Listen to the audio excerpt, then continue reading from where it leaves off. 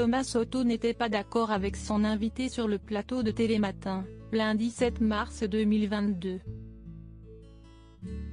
Le célèbre journaliste recevait Alexander Makogonov, le porte-parole de l'ambassade de Russie en France. À la fin des échanges, Thomas Soto lui a posé une dernière question, à savoir est-ce qu'il soutenait la guerre menée par la Russie à l'Ukraine. Ce n'est pas une guerre, a tout de suite répondu Alexander Makogonov. Si est une opération militaire.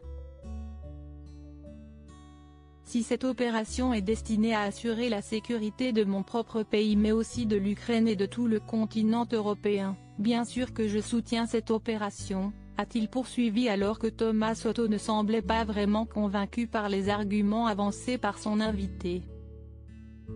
Si est une guerre. Les mots ont un sens, a-t-il de nouveau lancé avec beaucoup de froideur dans sa voix. Non, ce n'est pas une guerre, a rétorqué le porte-parole de l'ambassade de Russie en France. Lorsque l'on parle de la guerre, ça a un sens un peu plus général. On ne cible pas les civils. On cible uniquement les éléments néo-nazis et les éléments de l'armée ukrainienne qui continuent leur résistance, a encore assuré Alexander Makogonov. Manifestement, il y a des enfants que vous considérez comme des néo-nazis en Ukraine, a lâché le journaliste pour qui le mot guerre doit être utilisé pour décrire ce qu'il se passe actuellement en Ukraine. Thomas Soto a été soutenu par Julia Vignali, un échange donc très tendu entre les deux hommes.